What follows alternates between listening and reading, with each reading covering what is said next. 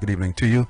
This is the Citizens Community Forum. I'm Stephen Cummings, and as I always say, it's always an interesting time when we can share perspectives, and of course, our objectives are always to have an engaging, interactive, and civil discourse, and in so doing, help develop a culture of peace and understanding through constructive dialogue and, yes, citizens' participation.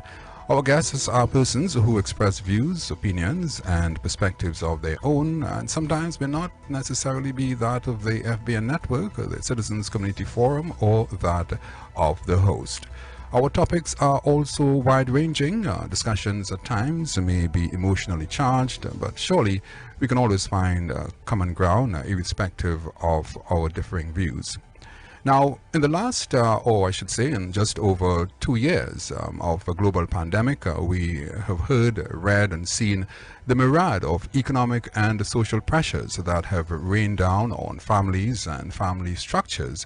The naked truth is that the vulnerabilities of families have been made more glaring if one is to only measure by the increased levels of social support during the pandemic and that call for social support.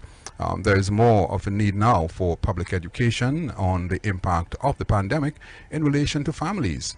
We have heard many different perspectives and seen the implementation of life-changing policies that continue to impact the family structure in Trinidad and Tobago and indeed the globe. And while we look on at the global community, what about our own issues here in Trinidad and Tobago? What is our crisis response plan like? Well, there are many organizations that have been responding this evening inside the Citizens Community Forum.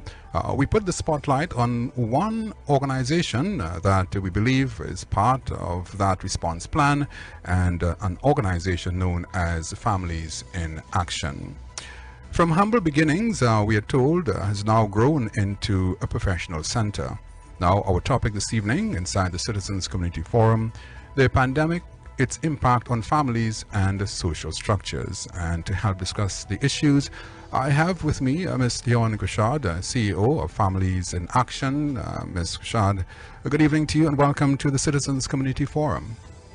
Good evening, Mr. Cummings, and thank you very much for having me. You're welcome.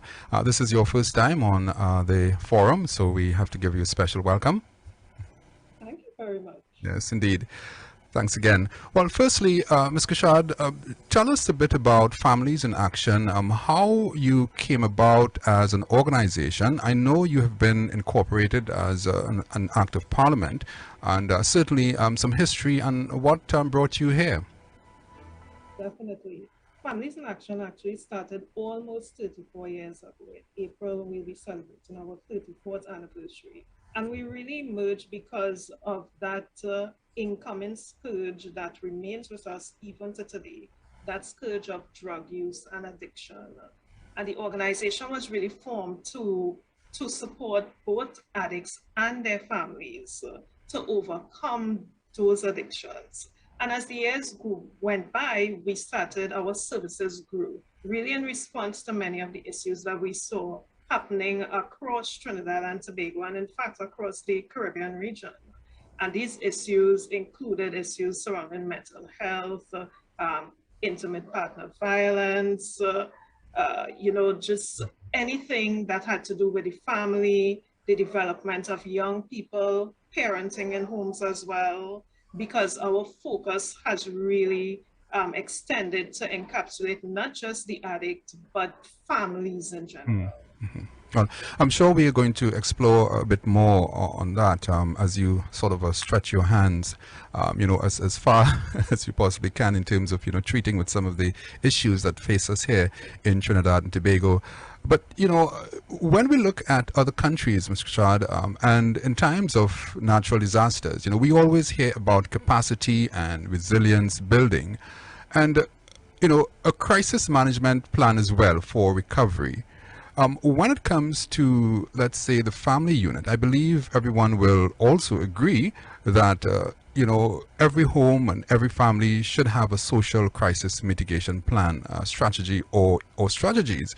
What, in your view, should that social crisis mitigation plan look like, in 2022 for families? Now, should it involve a whole of society approach, psychosocial support, spiritual and physical support, and I mean, I can list a whole lot of areas. It definitely needs to involve a whole of society approach. The key thing that we need to remember about families is that they are the cornerstone of every society, and their reach extends beyond the home because we have members of families across every social structure in our countries, within schools, within religious organizations, within organizations, workplaces as well. And so the support that families need shouldn't emerge just from the family or just from one social structure or religious structure, but it really involves every actor in society, state, private, spiritual organizations, community-based organizations, and NGOs as well, lending a hand to support families, because the issues that emerge from families are all of the issues that we see in our society right now. The issues of violence, the issues of poverty, the issues of people trying to cope with anxiety and depression, and you name it. All of those issues need different types of support. And that's why we really need that whole of society approach. All right, a whole of society approach. Now, certainly, Ms. Gashad, it can't be left up to the state, as you have indicated, to solve, the myriad of social issues that we have in Trinidad and Tobago, and by extension, throughout the Caribbean and, in the wider world. Certainly. No, it definitely can't be left to the state alone. And that's why we need that whole of society approach. All of us as individuals and as individual organizations across every sector have a responsibility to families. Why? Because members of families reside in every single institution within our society. All right. And this is the Citizens Community Forum. I'm Stephen Cummings. Our topic this evening, the pandemic, its impact on families and social systems. I have with me Ms. Dion Gashad, CEO of Families in Action, as we discuss the issues. This brings me to the area of what you do specifically, Ms. Gashad, in terms of the services. Of course, I know that you would have been very much all your systems would have been activated very much so. Going back in I think 2020, we've had a sort of a change of how we do things. Some people would tell you, well, it's no longer, even though it's maybe a cliched statement, it's no longer business as usual. Tell us some of the support systems that you have, and what do you do specifically in terms of as I said, being part of that crisis response plan. Definitely. So families in action, because our focus is on families, we really treat with a myriad of issues that can affect families or emerge from families. And those issues range from poverty reduction, addiction, mental health issues, issues within the workplace, relationship issues, specifically gender-based violence and domestic violence, um, youth development, parenting education, and also we don't limit the work that we do only to locals, but to nationals, but also to every individual in Trinidad and Tobago right now. So we have extended our hand to migrants as well. The types of services that we offer, of course, are counseling, that's our cornerstone, addiction group support and psychotherapy. Uh, we do manage the National Domestic Violence Hotline, 800 SAVE. We have our own 24/7 hotline as well, with which our hotline listeners are well versed in dealing with many of the issues that may emerge at 3 o'clock in the morning or 3 o'clock in the afternoon. We do a little bit of micro grants and providing food stuff to families. And of course, we are an employee assistance provider in addition to all of the work that we do with schools, both with students and through their PTAs. So you have been getting very little sleep, Ms. Vishad, at least for the last 2 years? That is right. That is right. Because unfortunately, the services of organizations like our own became of critical importance. And there's that issue of work-life balance as well. Even for you as an organization, how have you been able to straddle both your professional duties and even treating with some of the other things that you'd have to because I suppose a lot of people would want to know how, because we always talk about work-life balance and how people are actually treating with those different areas, which at times tend to take when you look at, for example, when you look at issues even within the home, there's always a priority area that has to be attended to now, and if you extend that to the workplace, there are also priorities there as well. That's correct. And as we always say, social issues never sleep. They happen at all hours of the day and night and over the weekends as well. But the great thing about Families in Action is that we have a really cohesive and effective team, persons who are willing to take up the slack when necessary, and also to support another colleague who may need to take a rest, to step away, to treat with a family issue. We've been doing a lot of work with our team as well, to really focus on creating those boundaries between family and work, Right. because we can't help people if our team burns out. Right. So we That's try to create the boundaries, but we are also very mindful that we are almost like doctors, so we are often on call. all right. The reason I ask the question is because, even in our health sector, we hear so much about doctors and professional persons being burnt out. And there's always that focus on whether there is the right formula that's being used as we talk about work-life balance. But, I guess one is happy to hear that you have found the formula. Well, we hope we found the formula.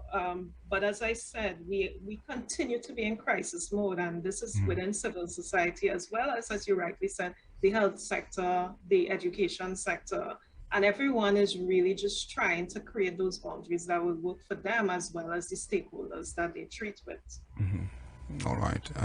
Well, you're listening to and viewing the Citizens Community Forum. I'm Stephen Cummings. This evening, our topic, the pandemic, its impact on families and social systems. I have with me Ms. Dion Gashad, CEO of Families in Action, as we discuss the issue. Ms. Gashad, do you know of any studies currently being undertaken that would speak to the impact on families in Trinidad and Tobago? Or are there, stats from which we can glean the magnitude of what we face here? I am not aware of any studies. I am aware of a few international studies that focus on very specific issues: youth mental health, uh, violence in the home, and that relates to both child violence as well as domestic violence. We have seen a few statistics coming out about increases in the use of different types of drugs as well to Yes. cope with some of the issues. So the statistics all seem to be pointing to the fact that many of the social issues have been exacerbated by the pandemic and by the circumstances that the pandemic has created for many families. But what are you getting as a sense of what might be, some of the prevalent areas? I know you mentioned drug abuse, substance abuse, domestic violence, and I can tie that into maybe some of the cases that you've had to treat with. What stands out, or what are some of the more concerning areas? One of the biggest concerning areas for us is the economic impact of the pandemic on families. Uh, Many families have lost their breadwinner for a number of reasons. Those persons may have lost their jobs, or they have lost them to COVID, or they may be underemployed. Their income may have been reduced or totally eliminated.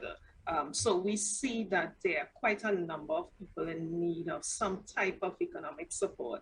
and support that civil society can only lend to a certain point. And then they need more sustainable kinds of interventions. And of course, those economic impacts have really affected other areas of the family as well, because it has increased mental health issues like anxiety, issues like depression, issues like stress. And of course, that has redounded to more violence in the homes. And of course, early in the pandemic, we would have heard a lot about children being in homes with their abusers, Yes. school with their refuge. And now they are home with the abusers who may or may not be more stressed out because of loss of income. In addition to that, we have dealt quite a bit actually with children who have been unable to cope Oh, yes. with homeschooling. Yeah, that's an area. That's an area I Classes, wanted to touch on a little later on. But go ahead. I would allow you to develop that with point. Yes. classes of online learning. And of course, we also look at the inequity in education, in that there's still so many children who can't access devices or the internet. So, I mean, we've been seeing the statistics, in fact, about how many children have supposedly dropped out of school. And just thinking about the long-term impact of that and what it will have on future families is concerning as well. Right. I heard someone saying in a discussion that I had earlier on that that the playbook, has not really been written, but we appear to be writing it as we go along. I fully agree with that. Because the one constant about this pandemic is how changeable it is. We cannot make long-term plans. We can flex, we can pivot and try to treat with it, but every day brings new circumstances that affects organizations, individuals, families, and we have to learn to flex to be able to treat with it. Right. So you're saying that the goalpost keeps keeps shifting. Yes, and a moving target, as it were, in terms of a response. But as you mentioned, that point you made earlier on about the impact on families, and I referenced whether we had any statistical data that can guide us, because I always believe that there ought to be data, statistics, and that would be able to drive policy in this whole crisis response plan. I'm also, Ms. Gushad, looking at the story of the Great Depression. I'm sure you would recall or probably remember during the 1930s, where there was family disorganization and deprivation, and unemployment, divorce, homelessness were among the major features during the Depression around the 1930s. What is also concerning is that some people believe that we may, or this pandemic, because it will be with us for quite some time. Do you get a sense that we may probably see some of those, similar type things, impacting on our society today? I think we're already seeing those similar type things. We've seen an increase in homelessness. Just with the naked eye, you can see it walking through any of the major cities. We've seen an increase in unemployment. I can't speak for divorce, unfortunately, but I can speak for some of the things that happen at the home. I do also agree with you that even as the pandemic ends, we will see some of the social issues spiraling out of control before we get them back in control, because we haven't seen the full impact of this pandemic as yet on many homes, and especially on the income of many homes, because companies are still trying to see what the economic impact of it is. And I honestly believe that we may see more unemployment, and that, of course, the ripple effect to homes and families will be is going to be inevitable. All right, and this is the Citizens Community Forum. I'm Stephen Cummings. Our topic this evening, it's, we're looking at the pandemic, its impact on families and the social systems. I have with me Ms. Dion Gushad, CEO of Families in Action, and we are discussing the issues.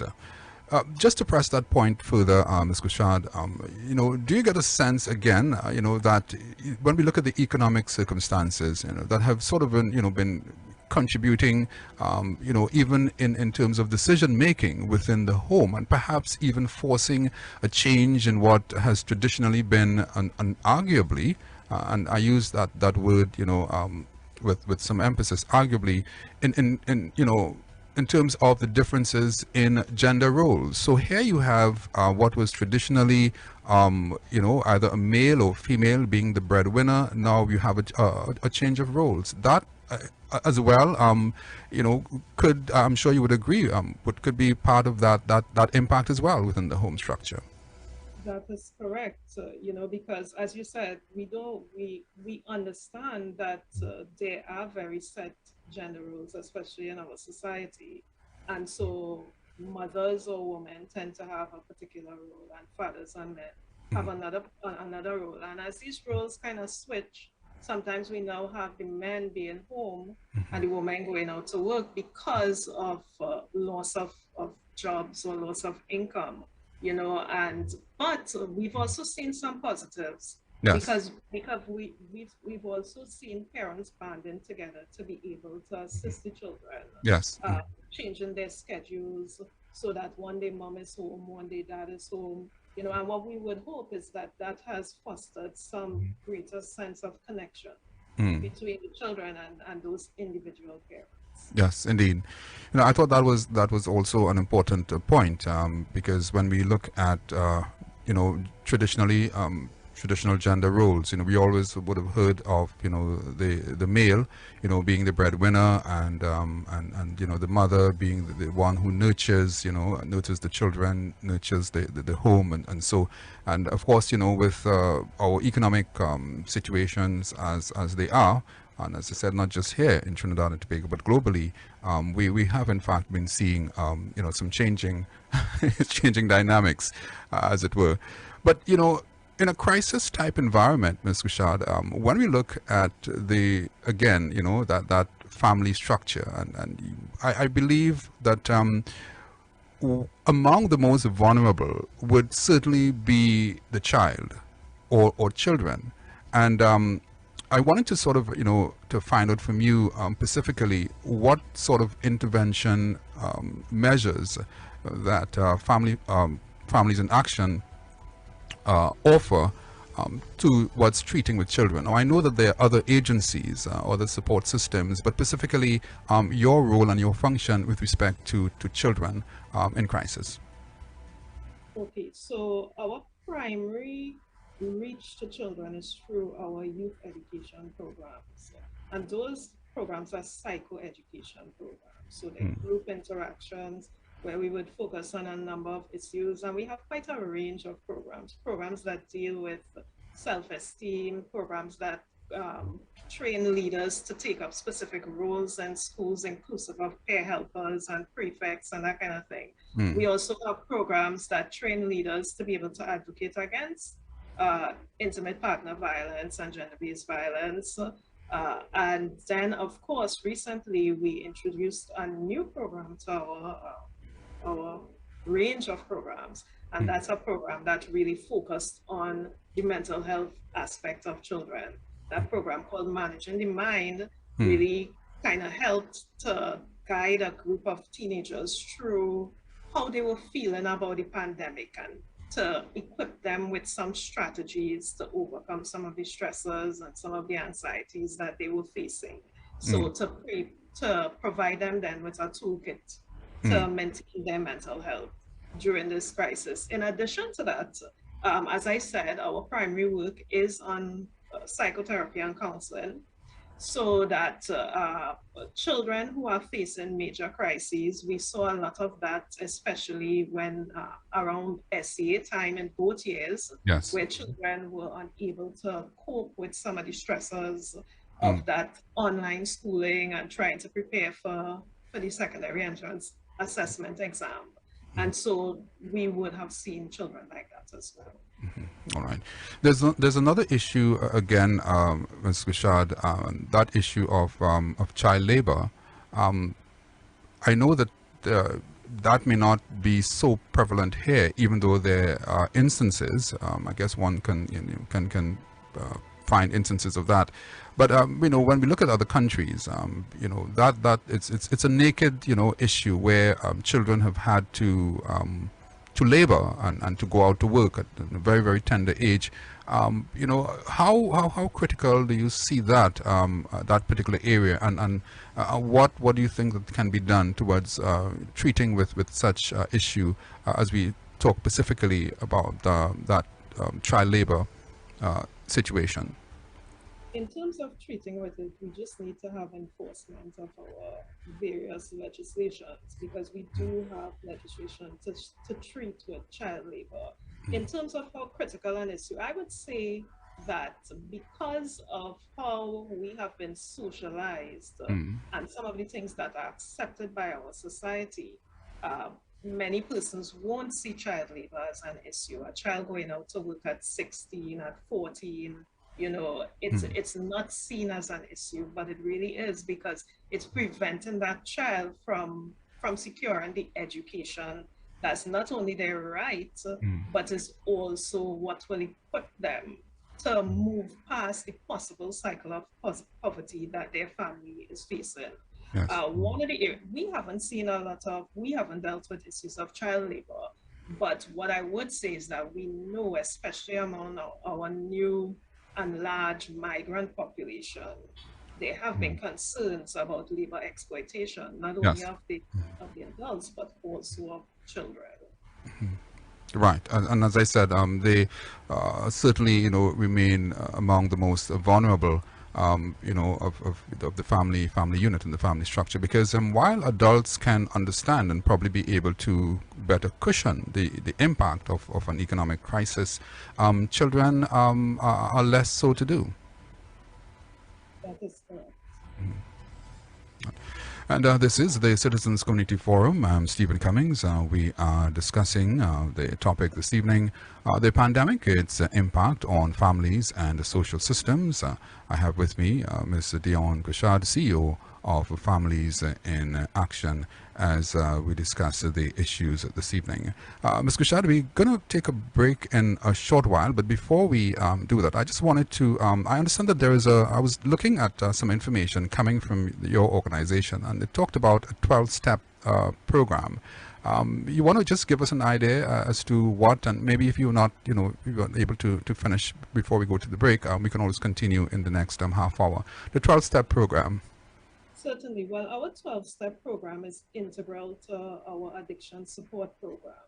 And our addiction support takes the form of both individual therapy as well as group support, which is very important in the journey of an addict, to find that support amongst people who are going through that similar journey to themselves.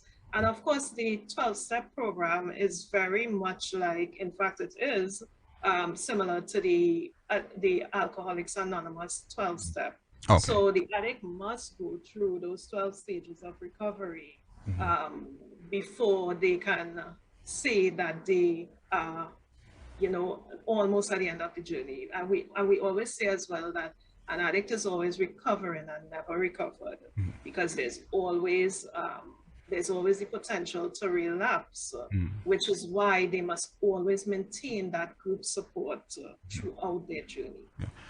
Some people may argue, Ms. Gushad, that maybe we need to change the language. When one talks about an individual recovering, that gives a certain type of connotation that, listen, it may not be that, you may not get to that point when you are fully free from whatever situation or issues that may have, surrounded you. Do you think that we need to, as we look at all these social issues, we need to change some of the language, because we talk about somebody who is recovering and constantly recovering, it gives a kind of connotation. It does, but it also creates a firm reality for the recovering addict, because addiction, as we know, is a disease, and it's a disease from which a person can relapse at any point, because of the reasons it's been used. Yes, many persons may have started out of curiosity or out of enjoyment for the substance of their choice, but the fact is that they then start to use that as a crutch. And what happens is that even as they are recovering, if they face any issues of challenges, any stressors, any kind of thing like that, They there go right is back. the Yes. potential for Yeah. Potential relapse. is there for relapse. All right. So they have to view themselves as constantly recovering. 20 years down the line, they're still recovering. All right, Ms. Kushad, we'll explore that topic further when we come back in the next half hour. And this is the Citizens Community Forum. I'm Stephen Cummings. Our topic this evening, the pandemic, its impact on families and social systems. I have with me Ms. Dion Kushad, CEO of Families in Action. We take a break now and come right back. Minister, good evening to you and welcome to the Citizens Community Forum. Good evening, my brother, and for your viewers, listeners. Happy to be here with you. Mr. Cummings, I think you should have to be proud of this city and oversight. Mr. Cummings, you were asking about our operational summit. You were asking about it from an operational standpoint. First of all, good evening, Stephen. Thank you very much for having me on your program. A very good evening to all of your listeners. Every Wednesday, join our 1-hour current affairs program, the Citizens Community Forum. Topics are wide-ranging and echoes opinions and voices of our society, whether it be leadership, governance, health, crime, politics, or social issues. We can all have a civil and constructive discussion inside the Citizens Community Forum every Wednesday from 8 to 9 p.m. on Isaac 98.1 FM with Stephen Cummings. Last week when I heard that there were 16 children sleeping in the cell in a police station, that was something that was unacceptable to me. The current constitution of the Public Services Association, there have been concerns about how the constitution... If you are restructuring your PSC, the only way you can restructure the PSC itself is through constitutional reform. If the minister does not accede to our request and revalidate this license, we'll have to be heading to court. Every Wednesday, 8 to 9 p.m., the Citizens Community Forum. Your host, Stephen Cummings. Be part of the Citizens Community Forum, a place where we bring to light and discuss critical community, social and national issues, discussions on health, leadership, governance, crime, education and social justice.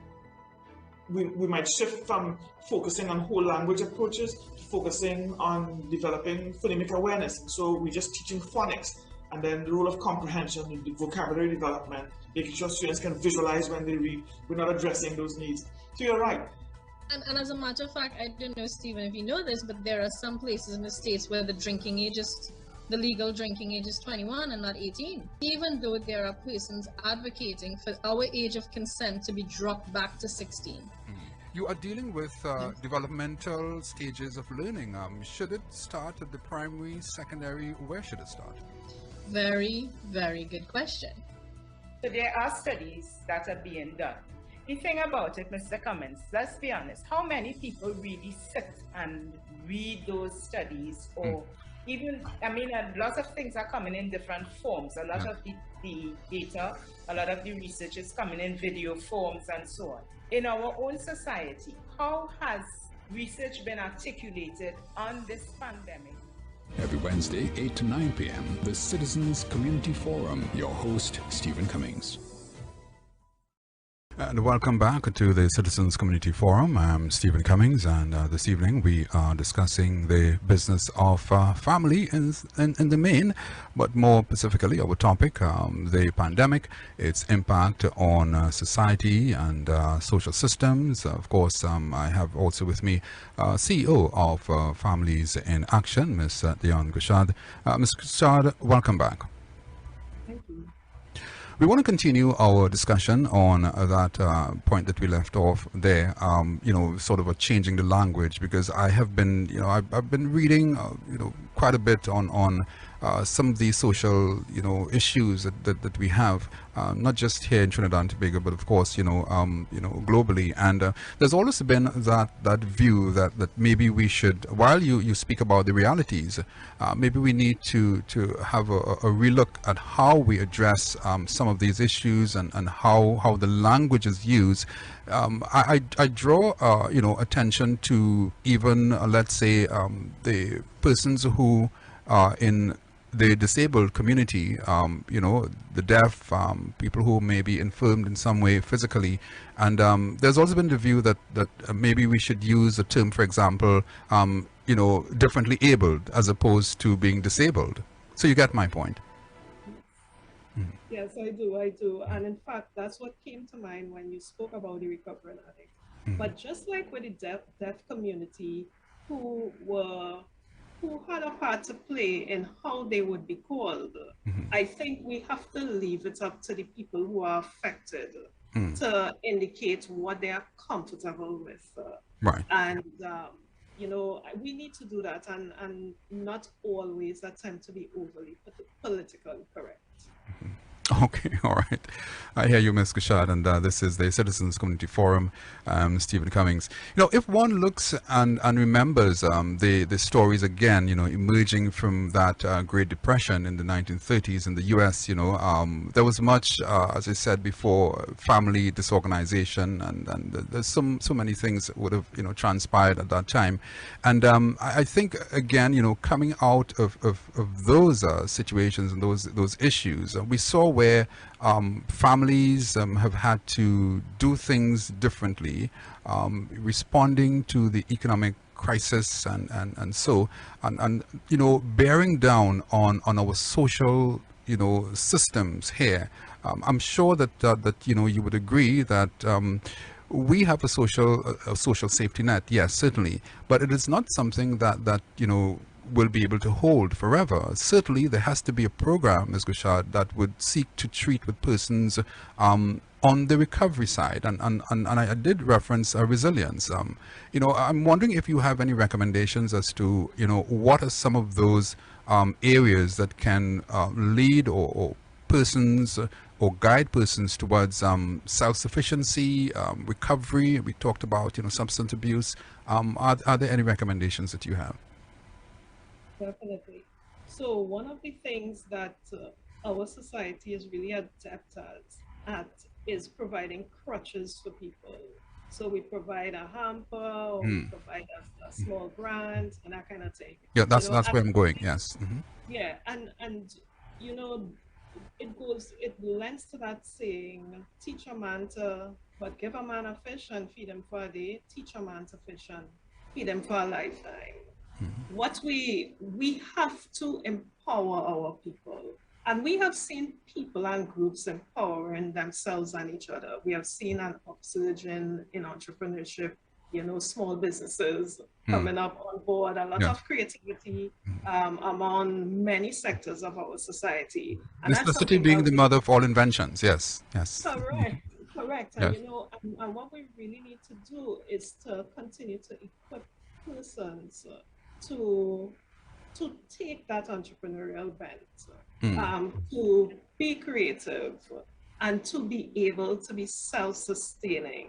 That's one of the great areas. We will always need the buffer of those grants and those food hampers, but we have to take our people a little further than that and help them to be able to sustain themselves. Right, because, you know, and even institutions and organizations such as, you know, the ones that you lead, Ms. Gushad, certainly you know, would have a role to play in terms of shaping, you know, those kinds of policies. That's correct. Yes, and you know, and advocating for a different approach to how we treat with social issues and how we treat, especially with underprivileged and at-risk communities. Have you had the opportunity to make recommendations to the state? Now, I know that you are in receipt, as you know, being an act of parliament would be in receipt of an annual or probably a periodical subvention. Have you had a call on the state or maybe you know, members of parliament to forward recommendations as to how we can treat with some of these issues as they impact on families? Families in Action, just a correction, we are incorporated under the Company Act. Under the Not Companies under Act. Parliament, yes. Yeah. So we actually, we are very self-sustaining ourselves. And Okay. so we try to practice what we're preaching. Okay. Okay. But we have, yeah, we have been part of quite a number of movements. As I said, you know, the thing about family is that every issue that you see in society, it affects families. Yes. So that we have worked with quite a number of other organizations as part of alliances to add to advocacy projects or to add to pressure movements and to make recommendations to the government on a number of issues, inclusive of course, our one of our core areas of addiction, inclusive of how to treat with violence against women, inclusive of even how to treat with the disabled communities and more specifically hidden disabilities. All right. So you have been responding. That is correct. All right. We'd like to also remind our listeners that and our viewers that this is the Citizens Community Forum. Stephen Cummings. I have with me Ms. Dion Bouchard, CEO of Families in Action. Our topic this evening, the pandemic, its impact on families and the social systems, and of course a very, very topical issue here in Trinidad and Tobago, as we are all, part of that global community as well, having to develop and, have a crisis response plan in place towards treating with the social issues that face us here. In terms of the regional and international collaborations, Ms. Bouchard, is Families in Action in any way, part of maybe a regional or global? I know that you work with a lot of entities here in Trinidad and Tobago locally on the ground, but what is your reach like in terms of the region and by extension internationally?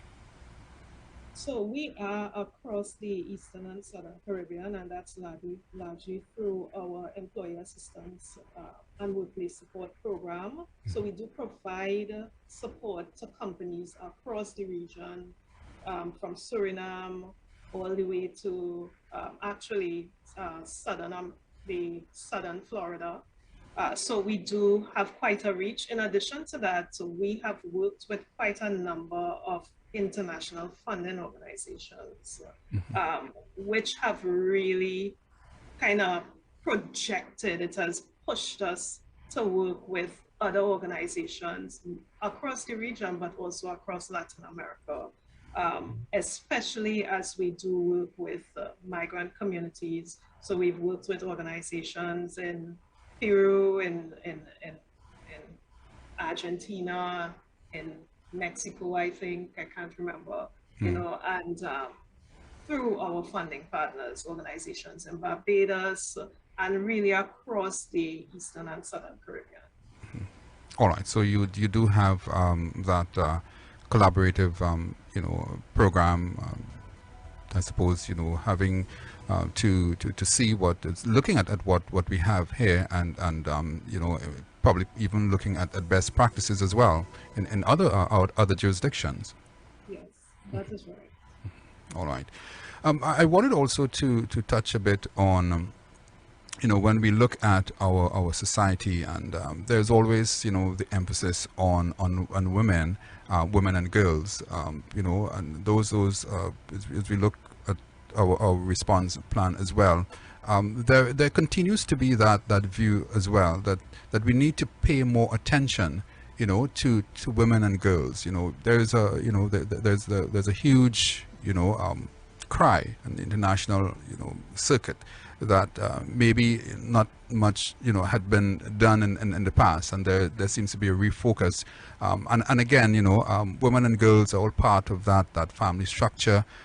Is there anything specific that you'd want to focus on in terms of treating with women and girls in Trinidad and Tobago as well? So yeah, there's a focus on women and girls because the data really shows that Yes. 1 in every 3 women is affected by gender-based violence. And in addition to that, less men and boys are affected as victims of gender-based violence. So there's that push. And earlier you would have said, that children are very vulnerable. And the same really applies to women and girls in many cases. And so our push as an organization has always been for a whole of society buy-in to that culture of nonviolence.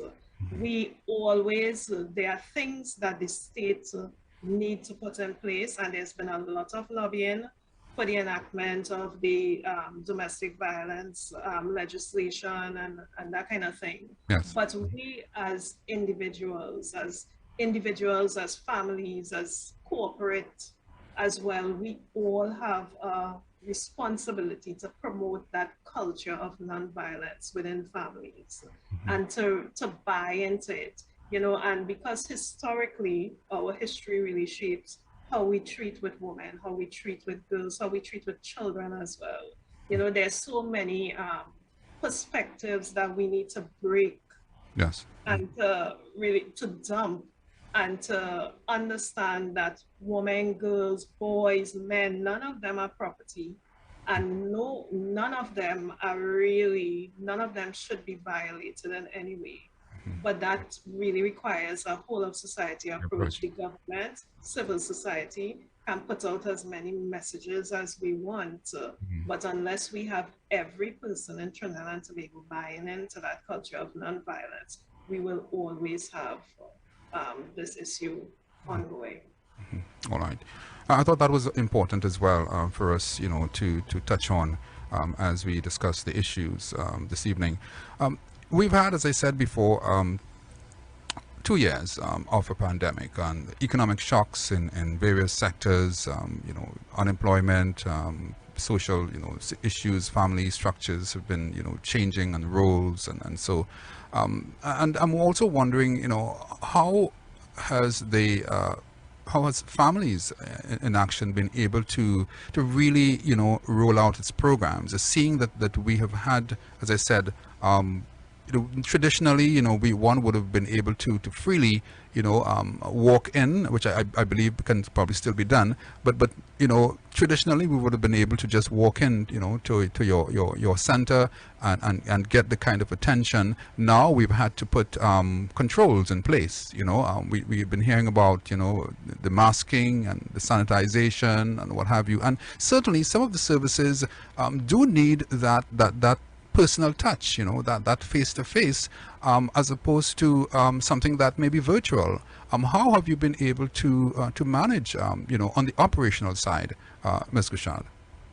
In March of 2020, we rolled out our business continuity plan that really allowed us to take every single one of our services onto a virtual platform. So we conducted our counseling online. We conducted all of our various workshops for all of our stakeholders online, where in the past we would have given people checks as small brands. We were now providing them with micro grants through their bank accounts. So we had been able to sustain all of our services. And as the country reopened and closed, you know, we really developed a more hybrid model. So you are right, there are many issues that require that in person, especially with respect to our counseling services. Yes. So we do have a hybrid model of counseling. We do have virtual sessions if a client prefers that, or we do also have in-person sessions. And of course, there are specific issues that we insist on in-person sessions or specific populations, for example, children. In respect to all of our programs, inclusive of our addiction support, we maintained some level of either purely virtual or a hybrid manner. So we have been able to continue to connect with all of our stakeholders and all of our beneficiaries so that our clients didn't suffer. And what we also saw was a huge upsurge in the demand for our counseling services. Okay. As people started to really treat with some of the crises that this pandemic catapulted into their homes. All right, and certainly there must be, you know, you've been around since the 80s, Ms. Gushad. Certainly there must be some, you know, some testimonies, some positives along the way. You know, albeit we're dealing with some of these, you know, sometimes very what can be, you know, very sad stories, you know, of people and their lives.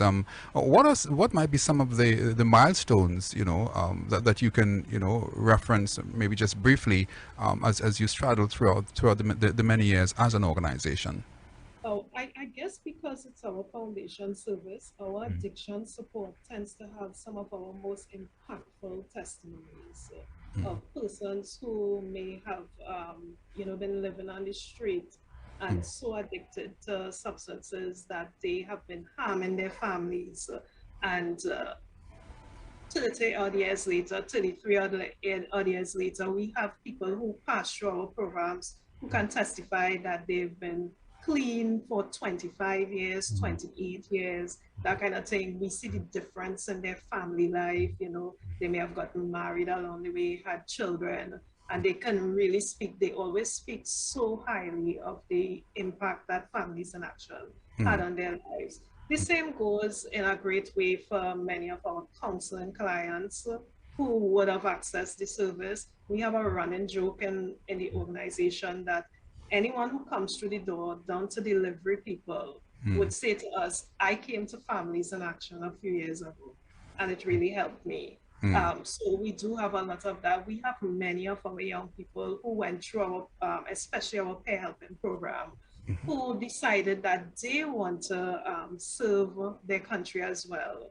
They become psychologists and other types of social service professionals because of the impact that our programs had on them. And I mean, the list goes on and on. Our workplace support helps so many employees to treat with some of the stressors, not only that they face on the job, but also stressors that they bring from home and impact the way that they deliver on the job. And they can attest to how our services have helped them as well. Now, you know, I'm remembering as well, Miss Ivis Gibson. I think she would have been one of the early trailblazers. You know, having recognized, you know, these issues that we face here in Trinidad and Tobago, and I suppose you have also been the baton has also been passed on to you. Is that a difficult feat? You think that I mean, you know, to fit the shoes of you know who would have gone before? How do you see that? Is that a difficult feat for you, or have you? It was a difficult feat, but Mrs. Gibson, who was actually our founder, she was a pioneer. She was a true social worker at heart, but she was also a visionary. So she poised the organization, I firmly believe, to move through this pandemic. Without some of the systems and the structures that she would have put in place, you know, as she was creating the organization as well before her death, I don't think that we would have been able to navigate through this pandemic. And in addition to that, I would say that the journey, the transition has been easier because of the team that I work with. Okay. Very dedicated, very hardworking individuals who will go above and beyond to help our beneficiaries and stakeholders. All right, so not such a difficult task, but challenging all the same, but not such a difficult task for you. Challenging, especially in the face of this pandemic. Okay. All right. This is the Citizens Community Forum. Stephen Cummings, our topic this evening, the pandemic, its impact on families and social systems. I have with me Ms. Dion Gashad, CEO of Families in Action, as we discuss the issue. Ms. Gashad, we have just a few minutes again before we end the program, but I wanted to sort of get just a couple of things in before we end. The direction of Families in Action 2022, going towards maybe 2023, 2024, 5. What is the mission like? Because we've seen, of course, you know, you would have had your vision and mission, which would have been formatted and you know, crafted in the 80s, but we do face a changing environment. We do face a changing world. We talked about the pandemic. None of us knew that we would have been able, or that we would have been masking up, and we've been doing so many of the different things now that we so trying to get from you as an organization in terms of your a vision for the future. Is the vision that you've had still holds, or do you see the need for changing and tweaking in terms of meeting our current realities here in Trinidad and Tobago? So the vision holds with some tweaks, because the issues that Families in Action were created to treat with in 1988, many of them are still in existence today, unfortunately. But as the pandemic has, what the pandemic has done has exacerbated it, but it has also highlighted some serious changes in some of the critical areas that we work in. So for instance, within our parenting education, there are many things that we have to discuss with parents that we may not have had to discuss in the Yes. 80s. For instance, Digitalization, online schooling, hybrid systems. Yes. correct. So while at the core, our focus is still the same. It's really to build healthy and resilient families. The approach that we take remains much of the same. There has been some tweaking. There has been tweaking in terms of our processes, as well as in terms of some of the programs and services that we deliver, as well as in our beneficiary population. Because in 1988, we focused on Trinidad, and then we extended to Tobago, and now we're across the Eastern and Southern Caribbean, as well as Southern United States. And we're now focusing on the migrant population within our country. And that's a whole other kettle of fish. All right, and I did say a couple of things. Well, maybe just one more before we end the program. Tobago, can you just give us an idea as to what's happening in terms of your thrust towards treating with Tobago specifically? So with Tobago, there are two primary areas that we focus on right now, which is via our employee assistance and workplace support. Any organizations who are our clients in Tobago would benefit from that. And of course, our counseling.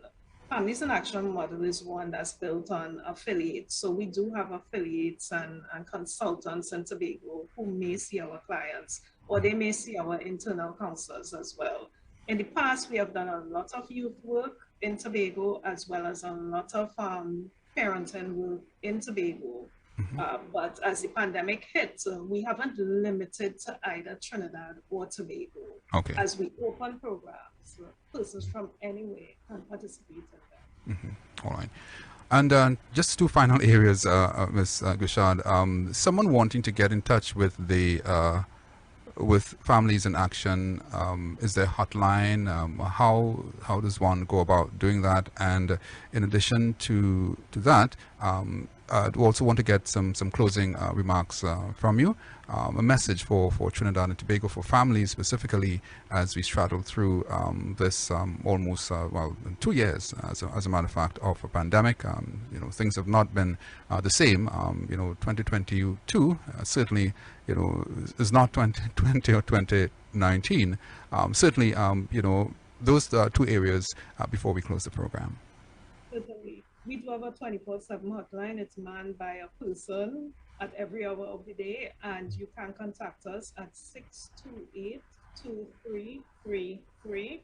One of the easiest ways to get in touch with us is via our Facebook page. We are pretty responsive. We would respond to your messages when you send it, and we'll give you any information that you're asking for. If we can help, we help. If we can't help, we try as much as possible to refer you to an organization that can provide the support. I have a very simple message to families. I believe that we are all trying our best to maintain healthy families, to do what's best for the members of our families. But I want to encourage everyone out there, if you need support, reach out for support. Don't stay behind closed doors suffering because it doesn't augur well for you or for the members of your family. Reach out to that support, whether it's to Families in Action, to your churches, to a neighbor who you know who may help. to the state, wherever it needs to be, reach out for that support. Ms. Kushad, thank you so much for sitting with us on the Citizens Community Forum. Thanks again for having me. Yes, indeed. Ms. Dion Kushad there, CEO of Families in Action, talking with us in the Citizens Community Forum this evening. Stephen Cummings. Our topic, the pandemic, its impact on families and the social systems. And we discussed so many different areas. I get the sense that we will have to continue the discussion at a future date.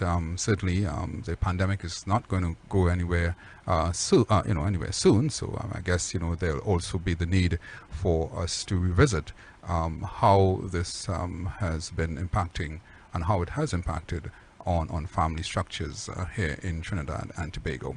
But when we look at the legacy of the Depression, and I referenced the Depression of the 1930s, especially on the US, the Depression era of the 1930s in the United States, as using one example, bequeathed a mixed legacy of households. And of course, perhaps the major positive aspect of the legacy was the idea that economic security and welfare of the family should be a fundamental national goal.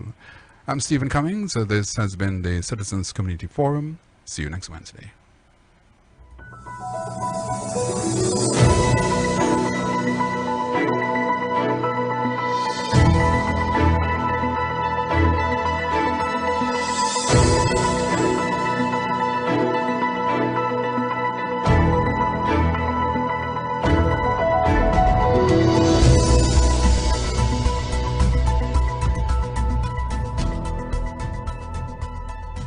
For the Jews, and I did not speak out because I was not a Jew. Then they came for the communists, and I did not speak out because I was not a communist. And then they came for me, and there was no one left to speak for me.